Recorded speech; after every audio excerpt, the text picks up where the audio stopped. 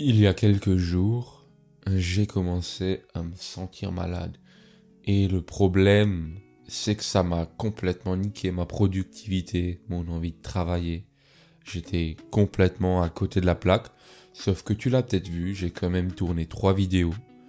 Et j'ai envie de te raconter ce que j'ai appris durant ces 2 semaines de maladie. Pour commencer avec les points positifs, c'est que je me suis rendu compte que j'ai quand même déjà pas mal amélioré ma discipline étant donné que j'ai réussi à maintenir ma routine sportive.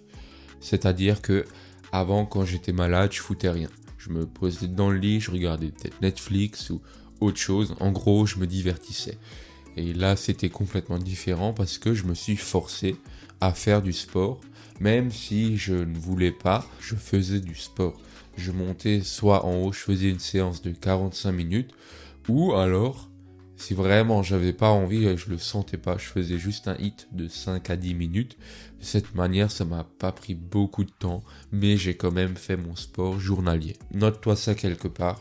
Si t'as pas envie de faire la plus grosse étape, transforme cette étape en quelque chose de beaucoup plus réalisable et plus simple. Ça diminue la friction et tu te dis, bon, c'est que 5 minutes, on va le faire.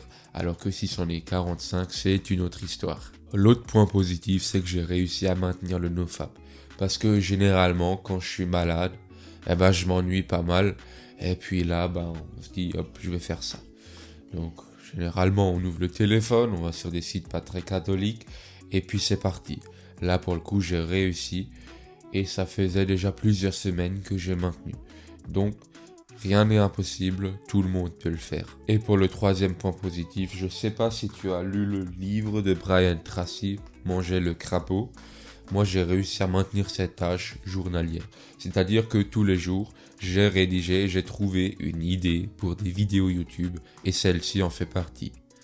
Alors tu te doutes bien que j'avais peut-être pas forcément envie d'en enregistrer, j'en ai quand même fait 3, mais je me suis arrêté à là pour justement te donner du contenu avec une voix correcte dans laquelle j'articule correctement et pour que ce soit agréable pour toi de l'écouter. Maintenant, les points négatifs, les choses sur lesquelles je devrais m'améliorer, c'est que quand j'étais malade, bien sûr, je travaillais à côté, j'ai un emploi, donc quand je rentrais, j'étais complètement mort. J'avais plus la motivation pour travailler. Il faut savoir que les scripts dont je t'ai parlé, je les écrivais le matin avant de partir au travail. Et ça, c'est à 3h30.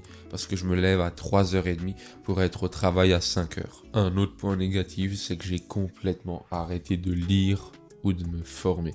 Comme j'ai dit, j'étais complètement cassé, si je peux appeler ça comme ça. Donc la tête n'était pas là, il n'y avait pas la volonté, donc je voyais pas l'utilité de me forcer à apprendre quelque chose. Même si j'aurais peut-être commencé, j'aurais eu un regain d'énergie et j'aurais gagné beaucoup de temps. Là, j'ai plus ou moins perdu 2 semaines d'apprentissage que j'aurais pu utiliser pour apprendre une nouvelle compétence ou pour mettre une nouvelle stratégie en place. Maintenant, tu te doutes bien que être malade, c'est pas marrant. Ça arrive à tout le monde. On a tous tendance à procrastiner quand on est malade ou même quand on ne l'est pas d'ailleurs.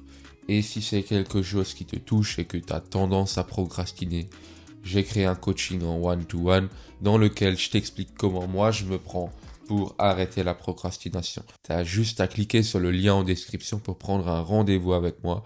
Donc, c'est un rendez-vous gratuit. Par contre, les coachings seront payants. Donc, ne viens pas là en tant que touriste en espérant avoir un coaching gratuit.